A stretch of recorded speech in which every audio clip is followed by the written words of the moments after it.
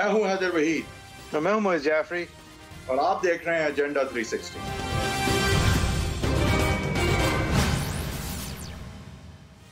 एक चहमगोइयों की फिजा है इस्लामाबाद के अंदर। बहुत सारी बातें की जा रही हैं, नोटिफिकेशन आ रही हैं, लेकिन उनके ऊपर एक्शन नहीं हो रहा। फवाद चौधरी साहब के मुताबिक एक जहाँ तक वज़ीर आज़म साहब का सवाल है तो इश्यूज़ हैं, लेकिन वो जल्द रिजॉल्व कर लिए जाएंगे या रिजॉल्व हो चुके हैं और अब जो है महज एक फॉर्मेलिटीज़ बाकी हैं। बहरहाल कमेंट्री जो है वो हर तरफ से चल रही है इस मामले पे। उसके अलावा और उसके पस मंज़र में उसकी वजह से शायद कि ये सिचुएशन क्या है और ये टेंशन्स क्या हैं और इनका फ़ायदा उठाने के लिए शायद एक बार फिर से पाकिस्तान डेमोक्रेटिक मूवमेंट जो है वो मुतहर्रिक हुई है, और जिसके बारे में सब लोग भूल चुके थे कि जब उसको पीठ में छुरा घोंप के पीपल्स पार्टी छोड़ के गई थी।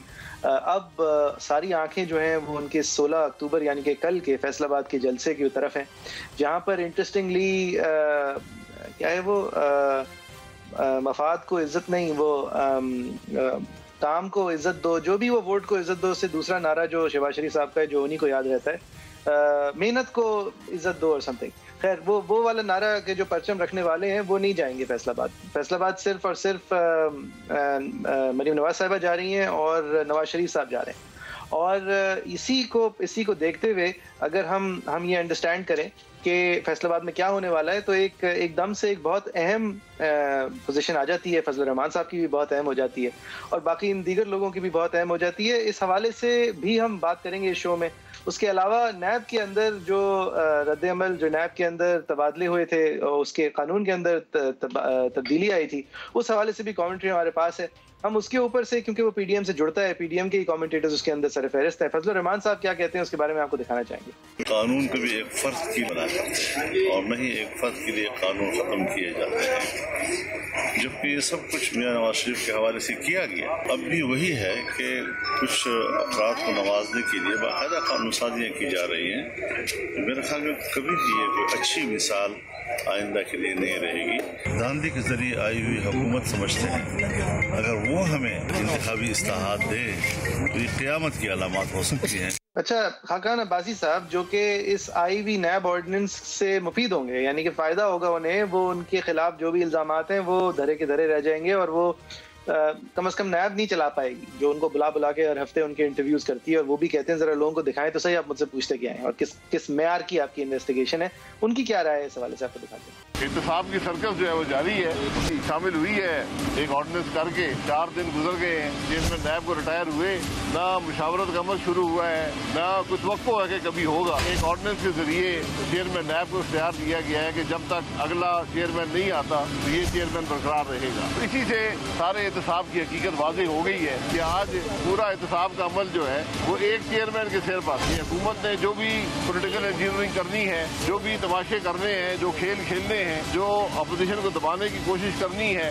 जो अपनी चोरी बचाने की कोशिश करनी है, वो इसी नैब चेयरमैन के जिम्मे है। तकरीबन आप ये समझेंगे ताहयात यही चेयरमैन जो है ये मुसल्लत रहेगा। जुमे की शाम को ऑर्डिनेंस आया है, इंशाअल्लाह इसको जो भी कोर्ट हुआ, हाई कोर्ट और सुप्रीम कोर्ट में चैलेंज किया जाएगा और इसको सेनेट के अंदर भी चैलेंज किया जाएगा। 16 तारीख को फैसलाबाद में पीडीएम का जलसा है, 18 को पीडीएम की सरबराही इजलास होगा एक हफ्ते के बाद, और उसमें आइंदा के जो लाएमल है पीडीएम का वो तय किया जाएगा। पीडीएम से पार्टी खुद छोड़कर गई है, अपोजिशन में वो शामिल है तो अपोजिशन में मुशावरत उनसे हर मामले पर होती है, लेकिन पीडीएम का हिस्सा नहीं है।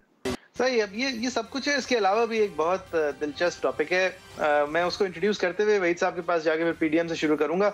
मरीम नवाज साहिबा ने एक एप्लीकेशन फाइल की थी एक्विटल की, कि उनके खिलाफ जो चार्ज है 561A की एप्लीकेशन थी कि उनके कॉशमेंट की, कि उनके खिलाफ जो ये सारी इन्वेस्टिगेशन हुई है, जिसके नतीजे में वो अपील में है आज एक नैब के फैसले के खिलाफ हाई कोर्ट में, उसके बाद कुछ चीज़ें सामने आई हैं जिससे लगता है और साफ आया होता है कि उनके खिलाफ जो जुडिशल प्रोसेस और इन्वेस्टिगेटिव प्रोसेस था वो रिग्ड था। और इन इल्ज़ामात के अंदर उन्होंने एस्टैब्लिशमेंट के लोगों को आइडेंटिफाई करके जजेस की शौकत अली सिद्दीकी साहब के अपने बयान हल्फी के अंदर से बातें निकाल के दिखाई हैं और कहा है कि देखिए कम से कम ये तो दिखाता है, चाहे ये सच हो या ना हो, ये बात ये तो दिखाती है कि मेरे खिलाफ जो अमल था उसके अंदर जो जजेस इन्वॉल्व थे वो खुद कह रहे हैं कि अरशद मलिक हों या शौकत सिद्दीकी हों कि हमारे ऊपर एक न्यूट्रल सिचुएशन हमारे लिए नहीं थी।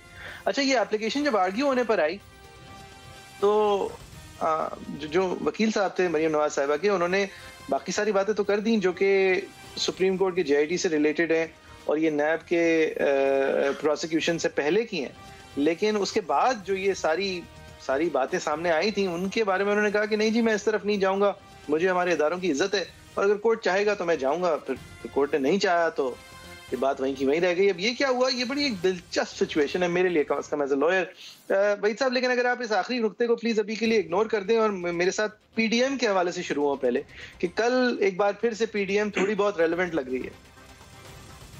देखें, इस हुकूमत जो है उसको महंगाई, चाहे वो पेट्रोल की हो या चाहे वो बिजली की हो या चाहे वो कमोडिटीज़ की हो, इस वक्त एक बहुत बड़ा ये इशू है इन्फ्लेशन का, और इसका दबाव जो है वो महसूस कर रही है ये हुकूमत।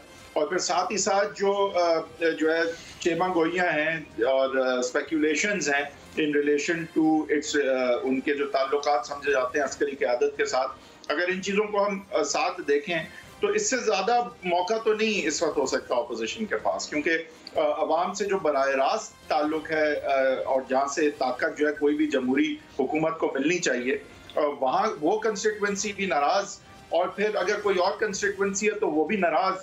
तो अगर इस सिचुएशन में भी अपोजिशन अगर फ़ायदा नहीं उठा सकती तो they are doing something wrong. अब यहाँ पे उसकी रॉन्ग की जो बात है उसमें हमें ये भी देखना पड़ेगा कि जो अपोजिशन के लीडर हैं पार्लियामान में बेशक, और फिर कहा जाएगा कि हालांकि कहने को तो फजल रहमान है PDM के, लेकिन PMN नून बेसिकली सबसे बड़ी और मौसर पार्टी है PDM में और अपोजिशन में, लिहाजा शहबाज शरीफ साहब जो प्रेसिडेंट हैं उनकी लीडरशिप जो है वो उसका एक कलीदी किरदार है, और क्योंकि वो वाला किरदार नहीं अदा कर रहे, वो इसके बरक्स उस तरफ देख रहे हैं कि अगर तो अस्करी क़यादत के साथ इनके मामलात कुछ बिगड़ते हैं तो वहाँ की ओपनिंग की तरफ वो ज़्यादा देखते नज़र आ रहे हैं, ना कि अवाम की एजिटेशन की तरफ जो इस हुकूमत के हवाले से है, महंगाई की वजह से और इंस्टेबिलिटी की वजह से।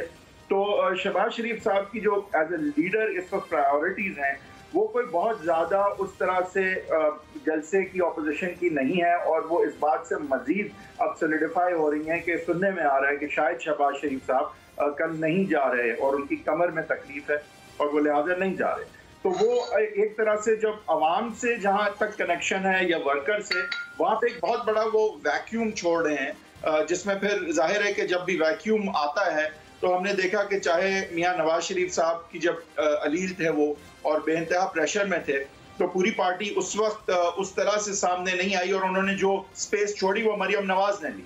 तो इसीलिए अभी भी जो स्पेस अब शहबाज साहब छोड़ेंगे वो मरियम नवाज ले सकती हैं, और उसके बाद ये पूरी पार्टी और बाकी लोग जो रोते रह जाते हैं कि मरियम नवाज कहाँ से आ गई, ये तो कोई कुछ नहीं थी, तो मीडिया सेल चलाती थी, ये कहाँ से आ गई। तो उनको ये नज़रसानी करनी पड़ेगी और सोचना पड़ेगा कि जब पिवटल वक्त आता है, जब खड़े होने का वक्त आता है, जब करेज दिखाने का वक्त आता है, तो ये भाग जाते हैं, और क्योंकि ये भाग जाते हैं तो वो स्पेस मरियम साहिबा ले लेती हैं और फिर ये रोते रह जाते हैं कि वो कहाँ से नहीं। फिर इसी के साथ साथ ये भी तो सोचना होगा कि फिर जब थोड़ा सी गुंजाइश पैदा कर लेती हैं वो, तो इनको फिर से साइड पे ही बिठा दिया जाता है कि ये बातें तो बड़ी जबरदस्त हैं लेकिन ये हम काम इस तरह के कर नहीं सकते, चाहे वो बड़े मियाँ साहब करें या छोटे मियाँ साहब। इसमें कोई शक नहीं है कि PMN नून की जो जामे पॉलिसी है उसमें सिर्फ मुजाहिमत नहीं है, कहीं ना कहीं उन्हें पार्टी को साथ लेके भी चलना है मियाँ साहब को, तो मुफाहमत को भी चांस देते हैं। फिर उनके भाई भी हैं और भाई की का एक बड़ा कलीदी किरदार रहा है मियाँ नवाज शरीफ की वजारत उज़्मा में कामयाबी का या 3 दफ़ा वज़ीर आज़म बनने का, तो लिहाजा एक लिहाजदारी भी है वहाँ पे। I think in a way he feels like कि वो भाई भी हैं, फिर ही ओज हैं एज वेल। तो कहीं ना कहीं शहबाज शरीफ साहब और उनकी मफाहमती रोल की गुंजाइश बनती है।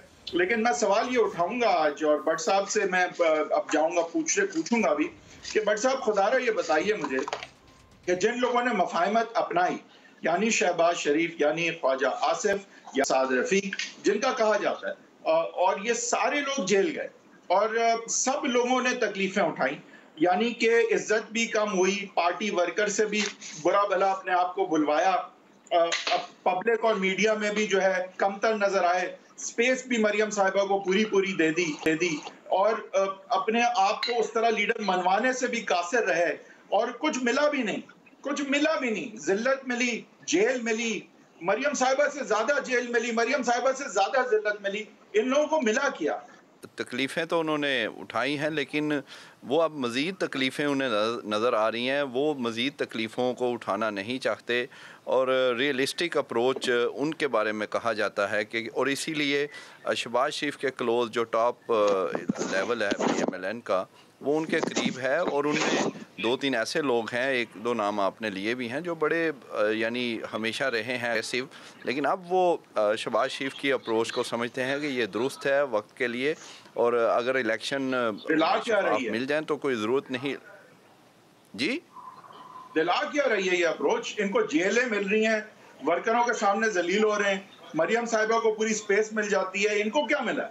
आप जो कह रहे हैं उनकी सोच ये नहीं है। वो ये कह रहे हैं कि मरियम नवाज़ की जो सियासत है उससे क्या मिला, क्या हमें सख्तियां मिली हैं, और उनकी अप्रोच ये है कि अगर दोबारा इलेक्शन, उन्होंने अपने वर्करों में तो अपना लोहा मनवा लिया ना, अपना नाम मीडिया के थ्रू पूरी पब्लिक में जलसों में मनवा लिया ना, कुछ वो बन गई। ठीक है, इलेक्शन वो जितवाएं ना जितवाएं, अभी तो बात ये हो रही है कि चले, उन्होंने कॉम्प्रोमाइज तो नहीं किया, ये तो कॉम्प्रोमाइज भी करते हैं, जूते भी खाते हैं। असल में अल्टीमेटली तो ये सियासी जमात है ना, अल्टीमेटली क्या है, इलेक्शंस हैं, उसमें जीत हार ये माने रखती है, और अपोजिशन हुकूमत में आना, ये चीज़ें हैं, यही इसका मकसद है। और वो समझते हैं कि एक दफ़ा तो एक पूरा जो है वो सख्तियां बर्दाश्त कर ली हैं, अगली दफ़ा वो तो रहेंगे। ये तो ऐसे लोग हैं जिन्होंने 30-30 40-40 साल हो गए हैं साथ मियाँ साहब के मुस्लिम लीग नून में, लेकिन इनके साथ इलेक्टेबल्स हैं जो वाकई सोचने पर मजबूर हो जाएंगे। और यही बात वो बार बार कर रहे हैं कि इलेक्शन के करीब भी अगर यही हमारे हालात रहे, एक तो क्लियर नहीं कर रहे मियाँ साहब, दोनों तरफ उन्होंने हाथ रखा हुआ है, जैसा कि एक बहुत इम्पोर्टेंट जो है ना, सियालकोट एक बहुत इम्पोर्टेंट मैसेज था, क्योंकि ये वो कंस्टिट्यूएंसी थी जहाँ PML नून जो आई थिंक पिछली 9 दफा से जीती थी, बहुत बड़ा उनका इलेक्टेबल था। पिछले धांधली शुदा जिसको इलेक्शन को वो कहते हैं 2018 वाले, वहां भी 16,000 से वो जीते थे, और फिर भी यहाँ पे 7 या 6,000 से हार गए। ये एक आई थिंक मरियम नवाज की सियासत के लिए भी एक लम्हा फिक्रिया था कि उनका इतना बड़ा वहाँ जलसा भी हुआ, ये सारे फैक्ट्स भी थे, लेकिन जब और ना धुन थी वहाँ, ना 20 प्रिजाइडिंग ऑफिसर्स को उठाया गया, लेकिन सियालकोट में हार गए। तो ये क्या मैसेज था आपके ख्याल से? ये क्या दिखाता है सियालकोट में हारना, क्या दिखाता है? क्योंकि मफाहमत वाले जो हैं वो इसको साइड करते हैं सियालकोट को एज एन एग्जाम्पल। सिर्फ सियालकोट नहीं है, आज़ाद कश्मीर के इलेक्शन हैं, उससे पहले गिलगित के हैं। अब देखें तो कोई इतना कोई बड़ी चीज़ें उधर सामने तो नहीं आई, कोई बड़ी कोई धांधली या कोई इस तरह की चीज़ें। अब बड़ा ओपन हुए ये इलेक्शन, और अगर कहीं डस्का में हुई थी तो वो दोबारा वो सारा कुछ सही हो गया, तो इधर नहीं आए। तो इसके बावजूद ये हुआ, इसीलिए तो जो अप्रोच है इस वक्त मुफाहमत वालों की, वो अक्सरियत में है। पार्टी के अंदर बात कर रहा हूँ, वर्कर्स को नहीं कह रहा। बात ये है कि जो मुफाहमत वाले लोग हैं वो ये समझते हैं कि देखें, आज इमरान खान है जो मुफाहमत के पीछे पड़े हुए हैं, यानी शहबाज शरीफ के और ये सब, क्योंकि वो समझते हैं कि शहबाज शरीफ उनके लिए एक राइवल हो सकता है। लेकिन इलेक्शन इमरान खान ने नहीं करवाना, और जिन्होंने इलेक्शन करवाने हैं या ECP कहने हैं उन्हें, जो भी कह लें, तो वो अगर शहबाज शरीफ से नाराज नहीं है तो इमरान खान की ये नाराजगी अभी आर्जी है। मे भी मफाहमत वाले ये सोचते हैं, क्या कहेंगे आप? देखें कि जो मीटिंग 12 अक्टूबर को हुई है, चंद रोज़ पहले शहबाज शरीफ के घर में ही, बड़ी उसे खुफिया रखा गया, लेकिन आज समा ने बताया वो इसीलिए थी। आप देखें कि इमरान खान उन्हें अगर खतरा समझते हैं शहबाज शरीफ को, तो वो इसीलिए समझते हैं कि जो लेटेस्ट मीटिंग भी हुई है उसमें भी जो मुफाहमत वाले हैं शहबाज शरीफ की मौजूदगी में 2-3 लोग, वो ये कह रहे हैं कि अभी अगर कोई मामला ऐसे हैं, टेंस हैं हुकूमत के इदारों के साथ, तो हम अपना जो है इस्टेब्लिशमेंट का साथ दें, अपना फ़ायदा उठाएं। इस तरह की बातें की जा रही हैं, और शहबाज शरीफ ने ये मीटिंग की, और कुछ जो हैं वो कह रहे हैं शहबाज शरीफ ने इसकी मुखालफत नहीं की। वहाँ पर शायद हकान अब्बासी भी थे, वो खामोश रहे, वो नहीं बोले। और मरियम नवाज़ भी कहती हैं मज़ामत होगी तो मुफाहमत होगी। तो मियाँ साहब क्लियर इसीलिए नहीं कर रहे कि उन्हें पता है कि किसी की ज़रूरत पड़ सकती है, और शहबाज शरीफ के करीब इस वक्त सारे इसीलिए हैं। वो उन्होंने दूसरे रास्ते भी रखे, इसीलिए खान साहब शहबाज शरीफ को खतरा समझते हैं। एक ब्रेक के बाद फिर आ जाए।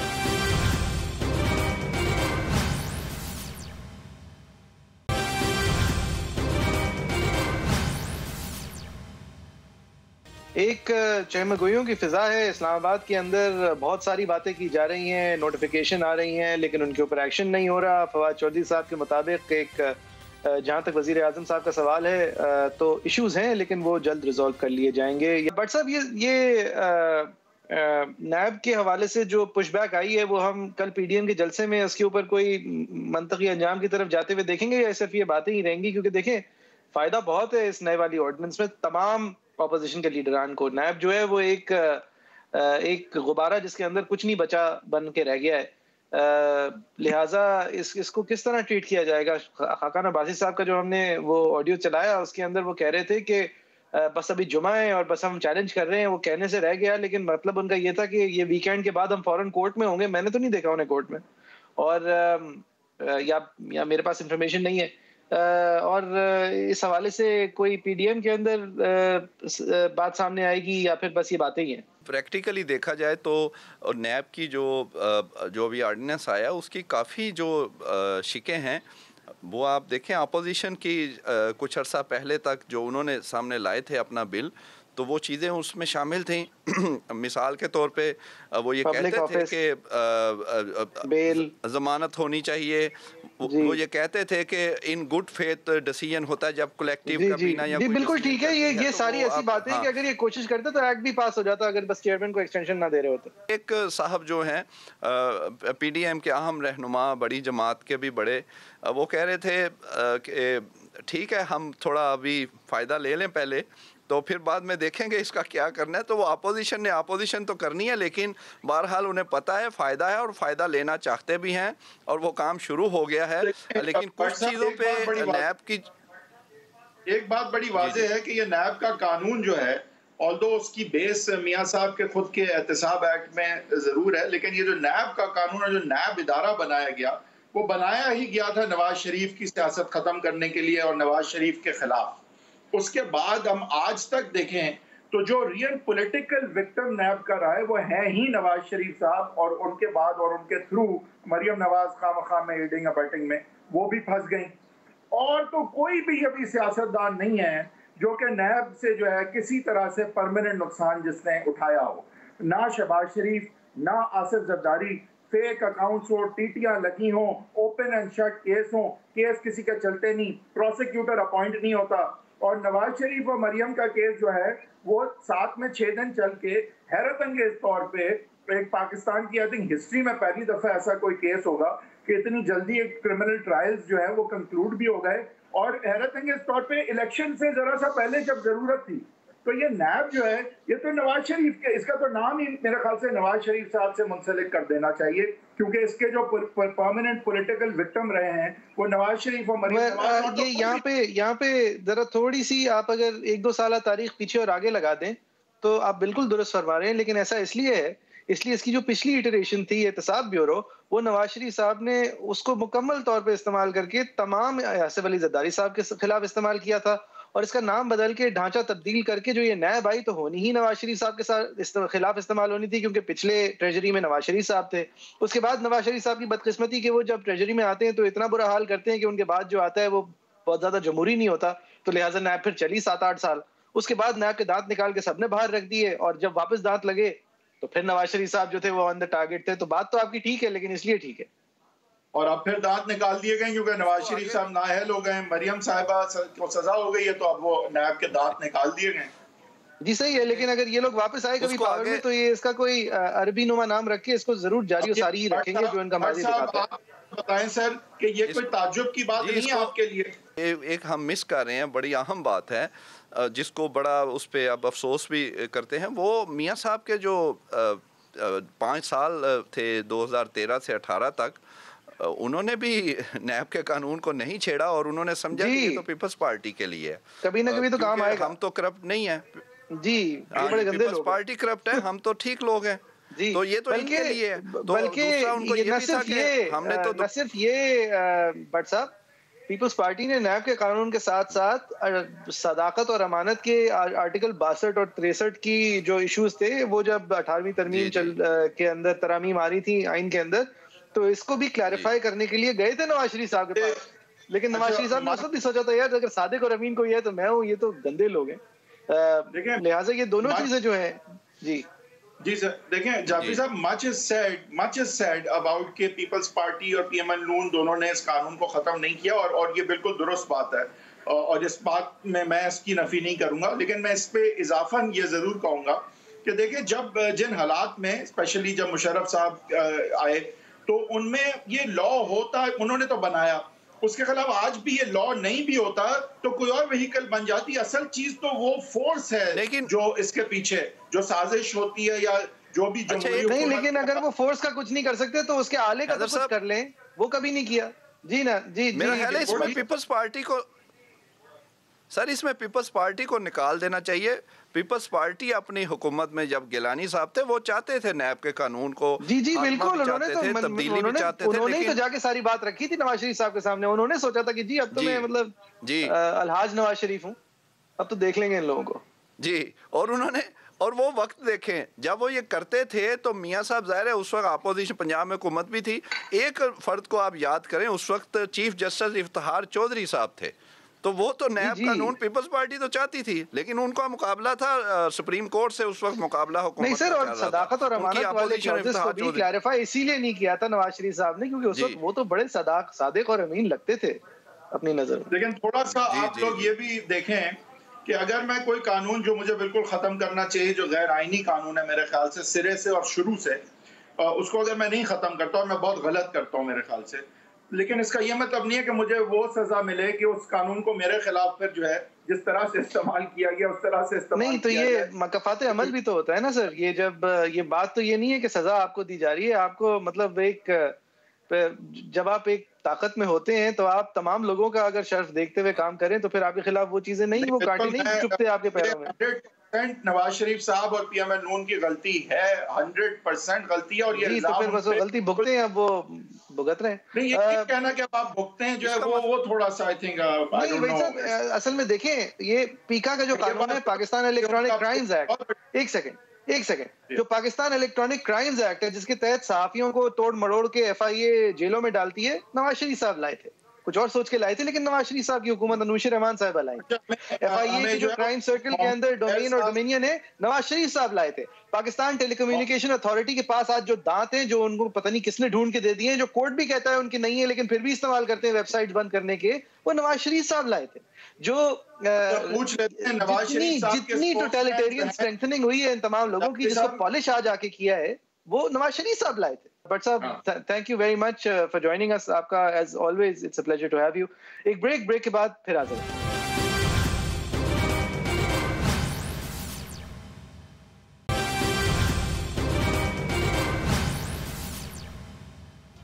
Welcome back from the break. अब हम बात करेंगे मरियम नवाज साहिबा जो हैं, जो उनकी एवनफील्ड के कन्विक्शंस के खिलाफ अपील है, उस मेन अपील में उन्होंने एक दरख्वास्त दाखिल की और उस दरख्वास्त में उनकी इस्तदा है कि उनके खिलाफ जो एवनफील्ड की जजमेंट है, जो कन्विक्शन है, उसको जो है कोअर्जन के थ्रू और फाउल प्ले के थ्रू जो है वो प्रोक्योर किया गया और वो पूरा प्रोसेस जो है वो टेंटेड है, फ्लॉड है, इलीगल है और लिहाजा ना सिर्फ कि इंसाफ हुआ नहीं है बल्कि ना होता हुआ नजर आया है। लिहाजा इस बुनियाद पे उनकी इस्तदा है इस दरख्वास्त में कि उनकी सजा को ख़त्म कर दिया जाए, मिस ट्रायल डिक्लेयर कर दिया जाए।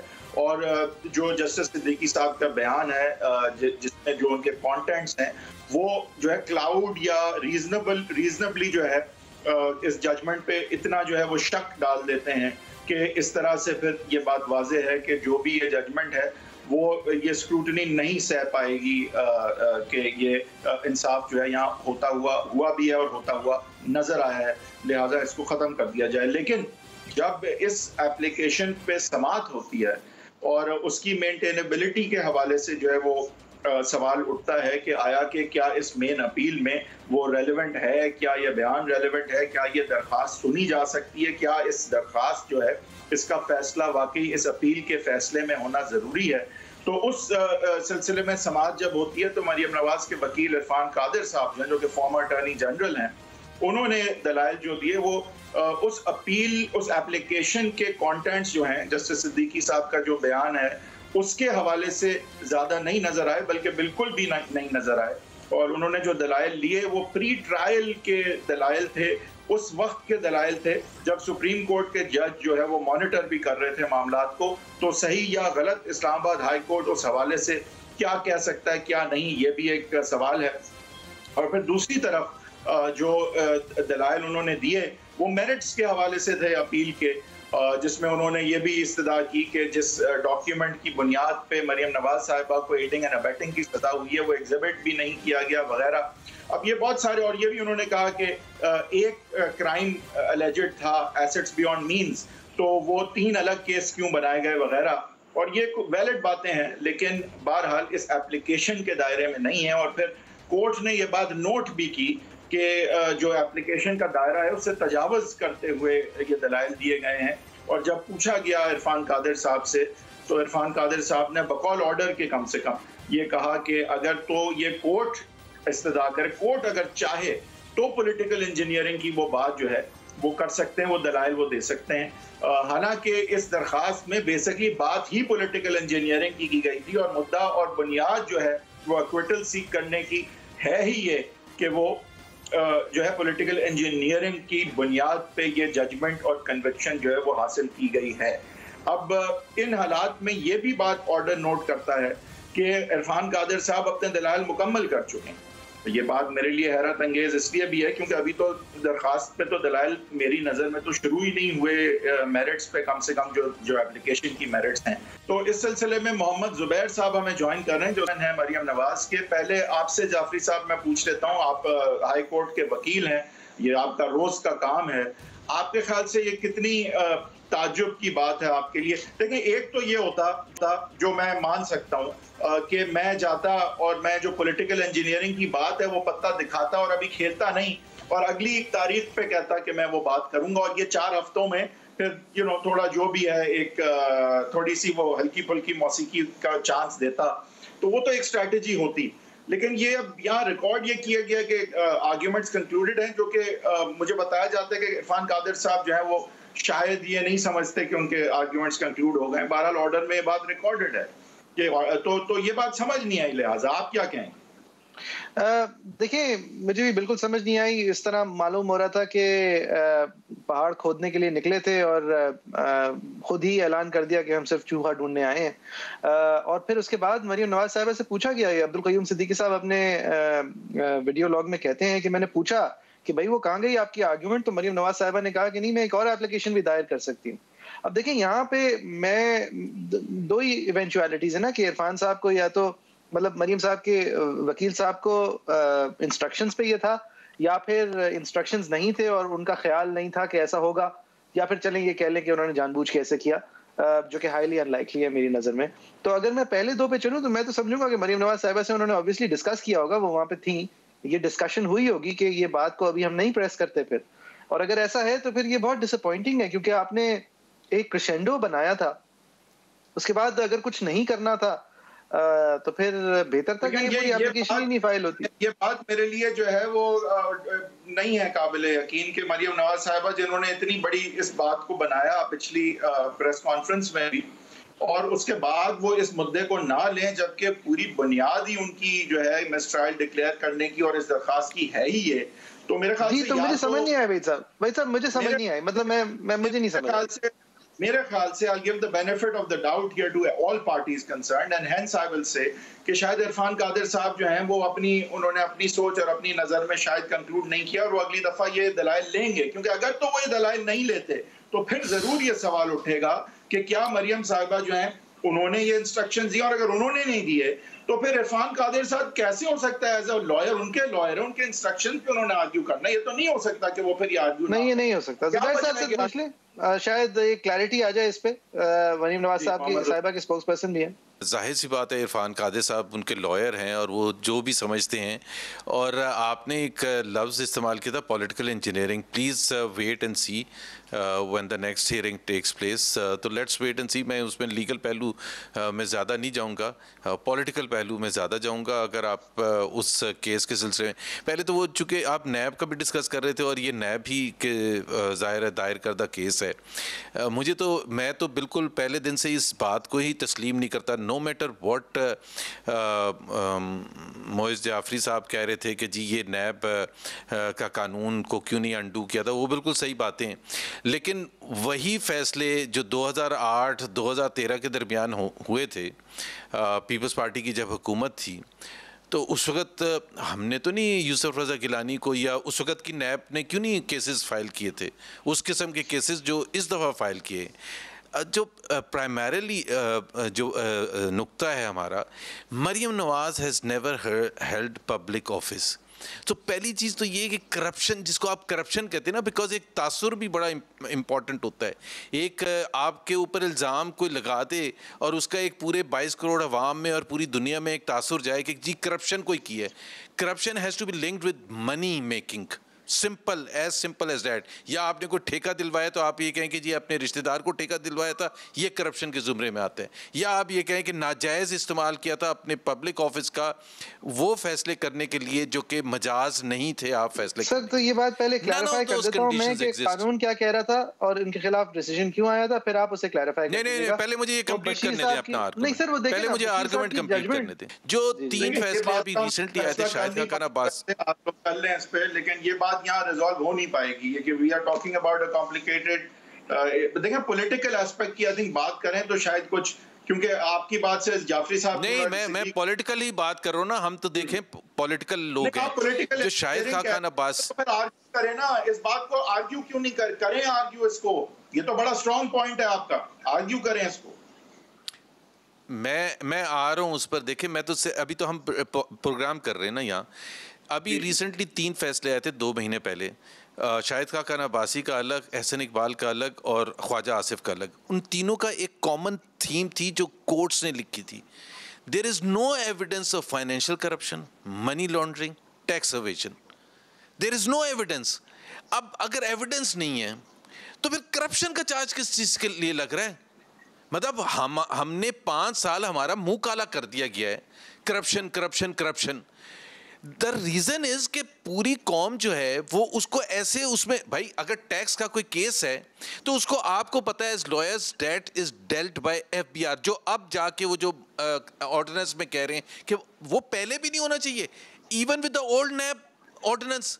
भाई FBR की ज्यूरिसडिक्शन जो है वो कोई और इदारा क्यों ले रहे हैं जब तक FBR ये नहीं तय कर रहा कि हाँ इन्होंने टैक्स एवेजन किया है, हाँ इन्होंने टैक्स पे नहीं किया। मेरा ख्याल है ये देखे ना, ये कुछ सिर्फ PMLN या PPP का या PTI का इशू नहीं है, ये पूरी कौम का इशू है। कि आप ये कह रहे हैं, मैं आपको मज़ाक़ खेज़ बात बताऊँ कि मैंने ज्वाइन किया पॉलिटिक्स 2012 में। नैब का कानून कहता है कि वो 1985 तक जा सकते हैं। मैं नॉर्मल सिटीजन था 1985 से लेके 2012 तक। मैंने अगर कोई ट्रांजैक्शन 2004 में किया और फाइनेंशियल पेपर्स फाड़ दिए उसके, कोई भी एसेट के, now NAB can take me to task कि वो आप 2004 का लेके आए, चूंकि वो जा सकते हैं 1985। I mean the whole thing is मज़ाक़ का केस। एंड सबसे बड़ी बात ये कि ये तो खान साहब की जो इम्प्लीमेंटेशन थी ना, 2008 में भी तो वो कानून था, 2006 में भी था। जनरल शाहिद अजीज़ को इसलिए फारिग किया था मुशर्रफ ने कि वो कह रहे थे कि जी इसको हम नैब ऑर्डिनेंस के तहत केसेस चलाएंगे चौधरी के खिलाफ या जिसके खिलाफ भी। And there was this question कि जी नैब क्या उसको इंटरप्रेट भी सही कर रहे हैं। उसके बाद से मुशर्रफ के दौर में कभी इस तरह से इस वहशियाना तरीके से नैब को इस्तेमाल नहीं किया गया जैसे। सो आप जिस तरह, मैं एक एग्जांपल देता हूँ, कोर्ट कचहरी में कोई कानून नहीं कहता ना कि उल्टा टांग दें, लेकिन हमारे थानों में टांगते हैं उल्टा। तो क्या आप कहेंगे कि जी एक कानून लेके आए कि उल्टा ना टांगा जाए? भाई टांगना चाहिए ही नहीं। तो सारा मसला ये है ना कि इस तरीके से जिस तरह से 3 साल लगातार इस्तेमाल किया गया है कि जिसमें मरियम नवाज का ना कोई ताल्लुक है, एक 2 सिटीजन्स के दरमियान ट्रस्ट डीड हुई, प्राइवेट सिटीजन दोनों ओन करते हैं। आप मुझे बताएं कि कौन सा कोर्ट कहता है कि जी दोनों ओन करें और आप आ जाएं, एक को सजा दे दे, बल्कि दोनों को दे दी सजा। सर इन मेरिट्स पे तो अभी हम नहीं कुछ फैसला कर पाएंगे। ये बताएं, शहबाज शरीफ साहब कल जा रहे हैं फैसलाबाद के जलसे में? मुझे नहीं पता शहबाज शरीफ जा रहे हैं, नहीं मरियम जा रही हैं। अच्छा, और नवाज शरीफ साहब का खिताब होगा सर, वीडियो लिंक या कुछ? जी नवाज शरीफ साहब का खिताब नहीं अभी तक तय नहीं हुआ, लेकिन आप ये इसलिए कह रहे हैं ताकि ग्राउंड के अंदर इंटरनेट जो है वो दस्तयाब हो कल और फैसला कल किया जा सके, या फिर आपको वाकई में नहीं पता? एक तो ये नवाज शरीफ साहब का जो खिताब होता है ना कि that has to be very closely guarded secret, मैं आपको ये बता दूं, करेंगे या नहीं करेंगे, क्योंकि हमारी हुकूमत वक्त ऐसी है कि वो तमाम काम छोड़ के, महंगाई, बेरोज़गारी सब कुछ छोड़ के पंजाब हुकूमत और वफाकी हुकूमत उसी में लग जाएगी किस तरह से इंटरनेट को ख़राब किया जाए ताकि वो खिताब ना हो सके। लेकिन इस वक्त आप नहीं बताएंगे कि हो रहा है या नहीं हो रहा? नहीं, मुझे ये बता दें, मरियम नवाज और शहबाज शरीफ को हम एक स्टेज पे कब देखेंगे? एक पेज पे और एक स्टेज पे? एक पेज बड़ा मशहूर हो गया, वो हमारे से उसका उस पेज का कोई ताल्लुक नहीं है जिस पेज की आप बात कर रहे हैं।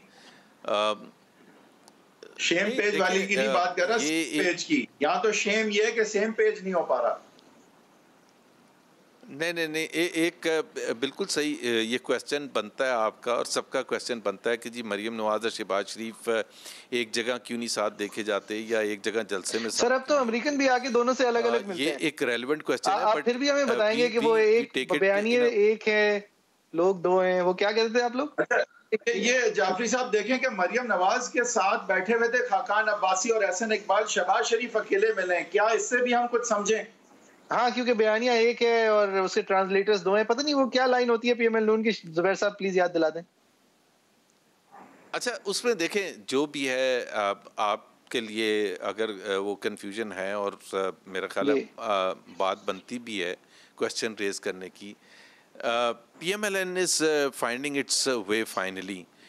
हम समझते हैं कि ये जो आज रिसेंट पिछले 10 दिन में जो हालात हुए हैं नोटिफिकेशन के हवाले से, उसने बहुत सी चीज़ें PMLN ही की रीइंफोर्स कर रहे हैं कि ये जो इश्यूज़ होते हैं ना, ये कोई इतने सिंपल नहीं होते। जब मरियम नवाज़ एक बयानिया पर बात करती थी या नवाज शरीफ साहब करते थे तो पूरी कौम कहती थी कि ये क्या कर रहे हैं, इस हद तक क्यों जा रहे हैं।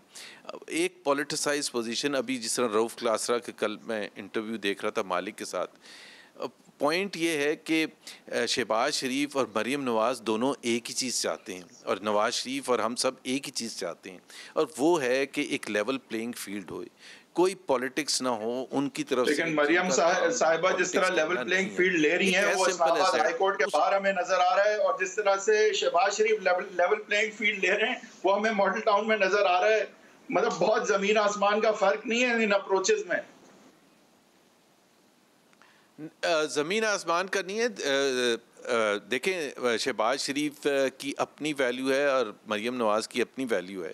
मरियम नवाज़ इज़ अ पॉपुलिस्ट लीडर और जो कि अपील करती हैं जो वर्कर्स हैं पूरे पाकिस्तान में, और शहबाज शरीफ साहब क्या हैं सर? अटेंशन। शहबाज शरीफ साहब को आप क्या लक़ब देंगे अगर मरियम नवाज़ साहिबा पॉपुलिस्ट लीडर हैं?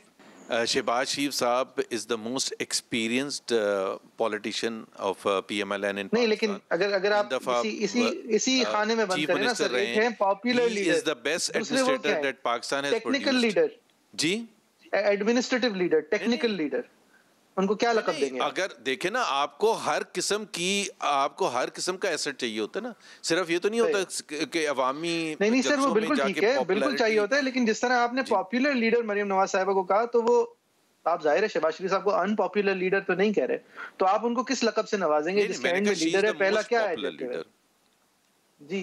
नहीं, she is a populist leader आपने कहा सर, वो मोस्ट आप बाद में लगा दीजिएगा, लेकिन हाँ नहीं, मरियम नवाज ने जिस तरह, आप भी एग्री करेंगे मेरे ख्याल है, मैं ऐसी गलत बात नहीं कर रहा। मैं तो एग्री कर रहा हूँ, लेकिन मैं जो दूसरी बात से एग्री करता हूँ उससे शायद आप ना एग्री करें, या कम से कम बताएं नहीं। नहीं, शहबाज शरीफ की क्वालिटीज अलग है ना, ये जरूरी तो नहीं है कि सारी क्वालिटीज एक शख्स में हो। That is the strength of PMLN। नहीं, जरूर। क्या शहबाज शरीफ साहब की क्वालिटीज में से एक ये भी है कि जब उन्हें फ्लाइट लेनी होती है तो वो कभी भी लाहौर एयरपोर्ट से नहीं लेते, इस्लामाबाद जाके लेते हैं? क्या ये बात दुरुस्त है? पता नहीं कौन से, मुझे नहीं, सीरियसली मुझे समझ नहीं है इस्लामाबाद एयरपोर्ट से क्या एयरपोर्ट नहीं जाते। शहबाज साहब ने जब से अपनी सियासत में लाहौर एयरपोर्ट को माइनस किया है, उनकी सियासत जो है वो बड़ी फीकी सी नजर आ रही है, और मुझे नहीं समझ आ रही कि मियाँ साहब के बयानिए से इतना वो दूर जाके इस पार्टी में किस तरह मकबूल हो सकते हैं या पीएमएल नून के वोटर में किस तरह वो मकबूल हो सकते हैं। यहाँ पे खाकान अब्बासी साहब की स्ट्रैटेजी मुझे बेहतर नजर आ रही है। वो अपने आप को पोजीशन कर रहे हैं कि मैं मियाँ साहब के बयानिए के साथ हूँ, मियाँ साहब और मरियम जो है वो इनएलिजिबल हैं और मैं देखें I am presenting my self. मुझे तो लग रहा है खाकान साहब जो है वो भी एक बी लाइन यहाँ कर रहे हैं अगले प्रीमियरशिप के कैंडिडेट बनने के लिए। It's a good debate for you people और होनी भी चाहिए, लेकिन एज अ पर्सन लेकिन इसमें मैं हिस्सा नहीं डाल सकता क्योंकि पॉपुलर लीडर मरियम नवाज साहिबा है और शहबाज शरीफ साहब एक बहुत बेहतरीन एडमिनिस्ट्रेटर है ज़ुबैर साहब। तो मरियम साहिबा को अपनी कैंपेन का मैं अगर आप शहबाज शरीफ की क्वालिटीज बताने मैं जब कोशिश करता हूँ जी सही जी कोशिश। Shahbaz Sharif is the president of the party, we are all proud of him, we are all proud of his contribution. तो जाहिर सी बात है जब वो उन्होंने इतना डिलीवर किया उस पर ही हम सियासत करते हैं ना। Great ties, he has brilliant cravats, he has great Panama hats, he has great shoes. जी sir, he should have a cigar. जी अच्छा देखें बात है कि शहबाज शरीफ साहब की क्वालिटीज पे कोई शक नहीं कर रहा, लेकिन उनकी पॉलिटिकल लीडरशिप क्वालिटीज की देखें, एडमिनिस्ट्रेटर की क्वालिटीज पे कौन शक कर रहा है उनकी, लेकिन यहाँ पे वो पॉलिटिकल लीडर हैं, वो एडमिनिस्ट्रेटर नहीं है। नहीं आई थिंक अब आप खामा-खाई में ज़ुबैर साहब जब भी हमारे पास आते हैं वही साहब आप उनको इस तकलीफ में डाल देते हैं कि वो जैसे कोई आज एक पोजीशन एक तरफ करके ही जाएंगे। तो मेरे ख्याल से या हमारा बयानिया एक है ना, मसला ये हाँ नहीं लेकिन मसला हो जाता है उनके लिए और हमेशा बेचारे हमेशा हमारे पास आते हैं। ज़ुबैर साहब आपका बहुत बहुत शुक्रिया, आप हर दफा हम आपको इतना ही तंग करते हैं सर और आप you know you always come back. बहुत शुक्रिया। व्यूअर्स आपकी क्या राय है? facebook.com/agenda360 @agenda360 समा हमारा ट्विटर हैंडल है। ज़ुबैर साहब का ट्विटर हैंडल हम आपके साथ स्क्रीन पे शेयर करेंगे। नईम अशरफ भट्ट साहब का ट्विटर हैंडल आपके साथ स्क्रीन पे शेयर करेंगे, उन्होंने भी हमारे शो के पहले हिस्से के अंदर साथ दिया। हैदर साहब का ट्विटर हैंडल है @हैदरवही10, इस वक्त आपकी स्क्रीन पे आ रहा होगा। @JFERII मेरा ट्विटर हैंडल है। हम कोशिश करते हैं कि @agenda360 समा जो हमारे ट्विटर शो का ट्विटर हैंडल है उस पर इस शो की हाईलाइट शेयर करें और अगर आपकी कोई कमेंट्स हो तो उनके साथ इंटरेक्ट करने की भी हम कम से कम कोशिश करते हैं। वो ज़ाहिर दायरे कमेंटेबल हो, दायरे इंटरेक्शन के अंदर हो, तो ज़रूर कोशिश करते हैं कि इंटरेक्ट करें। आपकी राय के मुंतज़िर रहेंगे। कीप वॉचिंग समा। इंशाल्लाह कल एक बार फिर 7:05 पे फिर हाजिर होंगे।